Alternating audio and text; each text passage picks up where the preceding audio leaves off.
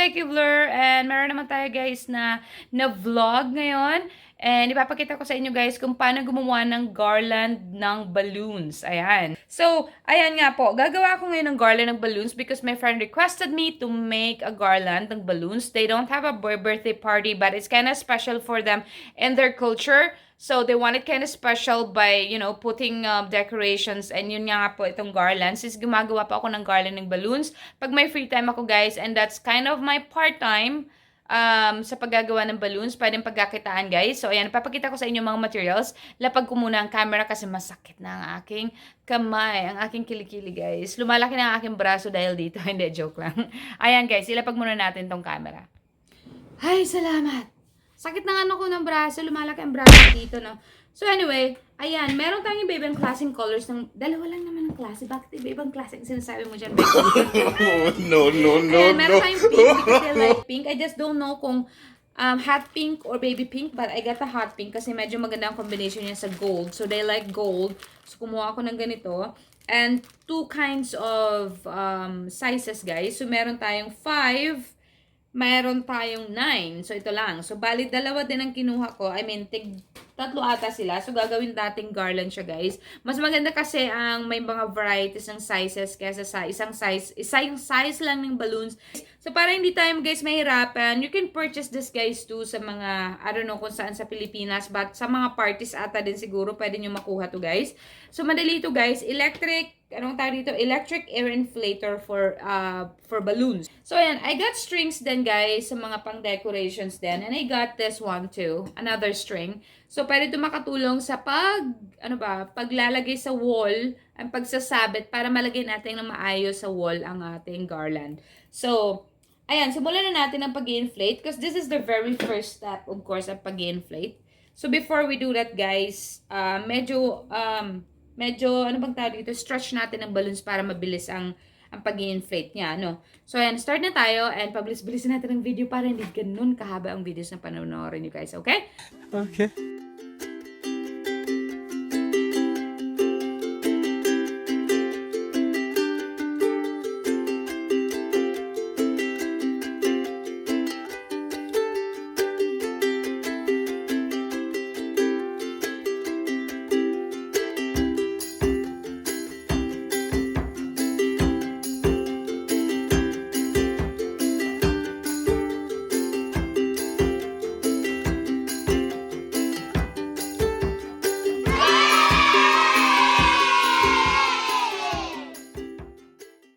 Hi guys! Ayan, medyo natapos na tayo. And pretty much, I think, these are enough para makagawa tayo ng simple lang and ayaw na lang ng malaki kasi yung area na lang lalagyan is not wide enough.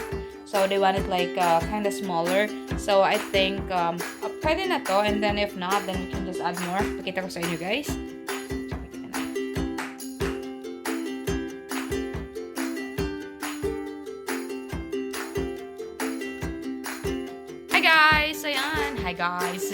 Hi guys! Ayan. So, pretty much, I think these are all good sa ating gagawing garland. Ayan. And the next step, guys, is to tie the balloons together. So, mag-tie tayo ng parehas na size. Maybe we can get, like, different colors para pag nag-combination sila. Pag nag-combine sila, guys, yun, magmi-mix ang color nila. So, kuha ka ng the same size. And mamaya, decorate natin sila ng mga maliliit.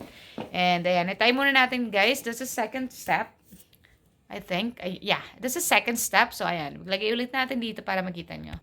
Hi! So, ayan. Asa na yun? So, we will tie the balloons together. Yung mga the same size like this one. Kung small.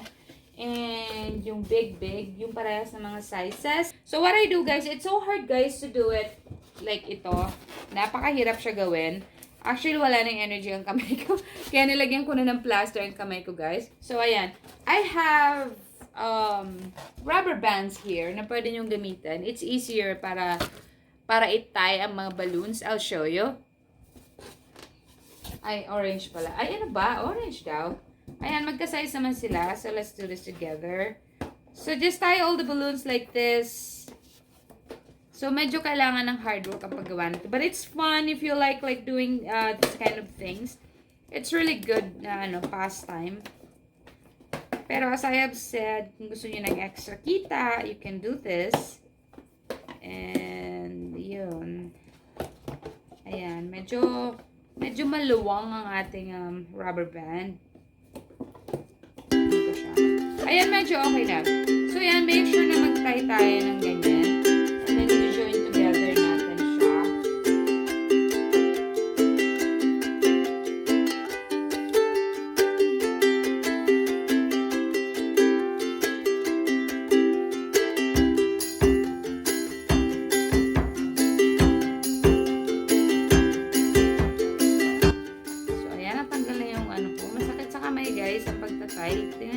Tingnan na kamay ko. I mean, paglalak ng balloons. Masyakit. Ayan, nakadalawa na tayo. And, it's really easier, guys, if ito nga, meron ka rubber bands. Or, if you want, isahan, during pagpalobo nyo is, huwag nyo i-close yung isa, tapos sabay nyo na siyang itay. Medyo medyo madaling gawin din siya, guys. Wow! Kanya-kanyang diskarte lang to. As long as mapalobo nyo siya and matay nyo siya. So, it depends. Depends kung anong gusto nyo gawin sa buhay nyo. So, ayun guys. Itay muna natin to lahat. And, balikan ko kayo guys mamaya, okay? See you, bye! Hello! So, ayan. Natay na natin sila lahat. And,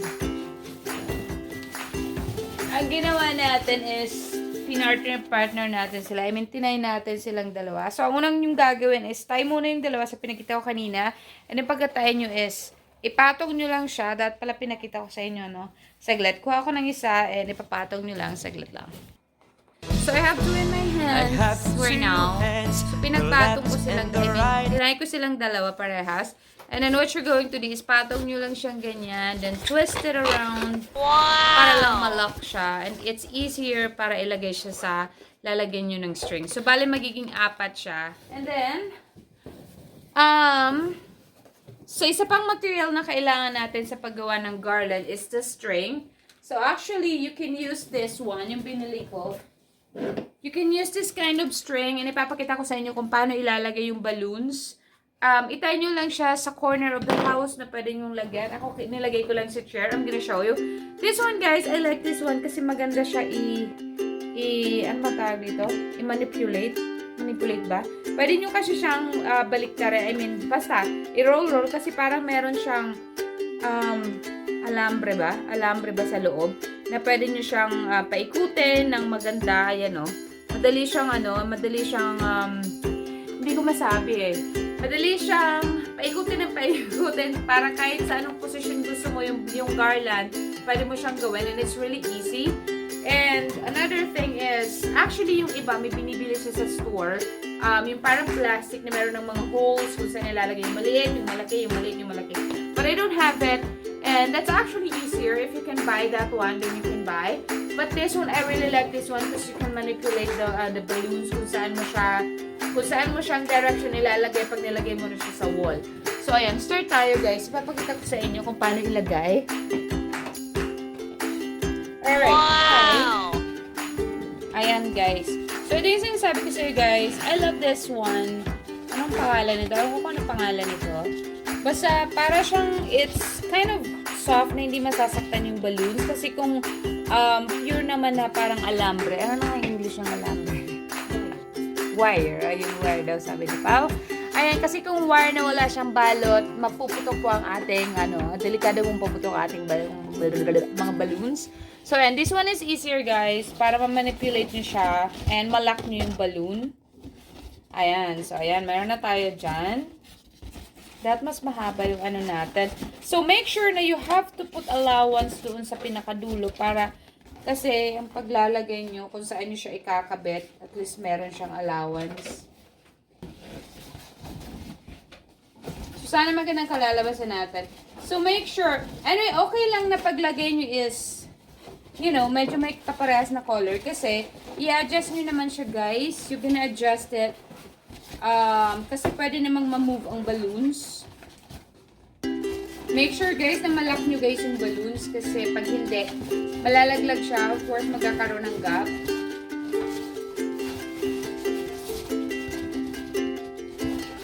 Medyo nakikita sa gap. We have to adjust this one.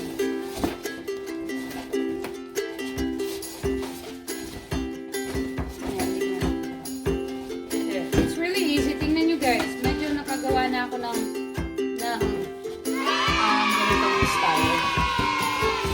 Napaka-easy lang talaga, promise. Kala mo hindi mo kaya, but you can do it.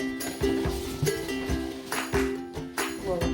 You just have to like push it a little bit, but you have to be very careful kasi lalo pa ang pag-balloons ay nabili nyo medyo manipis. Yung quality nyo maganda. Talaga magpuputukan siya, guys.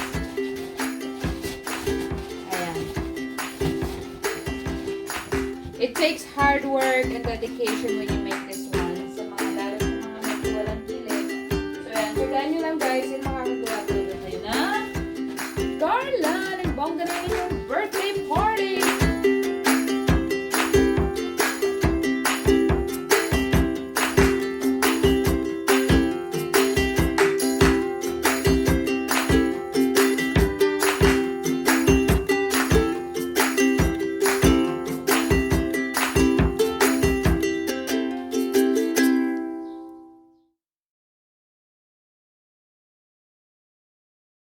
A few moments later. Alright, hello guys! So, tapos na ang ating garland and ito na ang kinalabasan niya.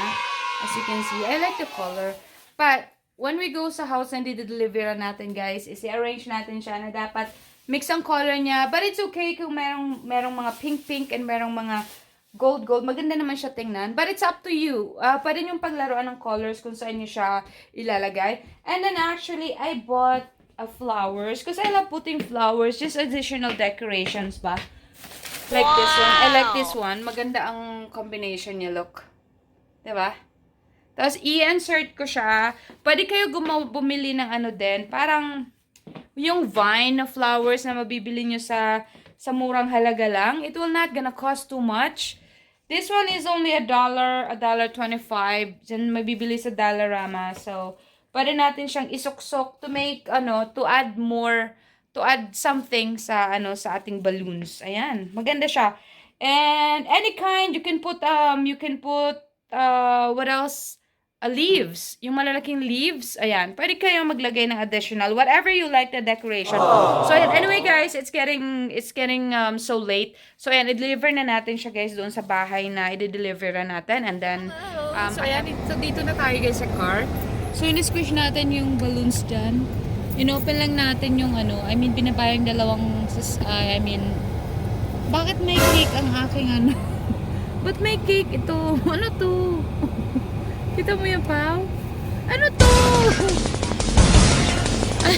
Hindi pa ako guys mag-vlog. Di ko makita na may dumi ang upuan dito sa Anyways, ayan. Binaba ko yung dalawang upuan sa likod, yung passenger seat. And yung itsura ko ngayon parang toings kasi naglagay ako ng tube, malamig na sa labas. So ayan, drive na tayo guys, papunta doon. Ihatid na natin ang dapat ihatid para matapos na ang gabi. Alright, see you guys. See you. Alright guys, it's all done. Look, nalagay na natin. So I have to speak Tagalog. So nalagay na natin dyan sa wall. I just used this one, the duct tape. But you can use the string. That's why I bought this one. Because if you can use it, put a tie. And then, you can just, whatever, just stick it there. This one is really good. It's easier. And then, look. That's the style that they like. But you can do whatever, like arch or something. Ayan. So, tapos ang ating vlog. Makakatulog na tayo. We can go to sleep now, guys. Ayan. Gusto niyo ba ang set? So, as I have said, you can, add more flowers or anything that you like. Like decoration, you can put some leaves or anything. Whatever will work for you. Alright, yay!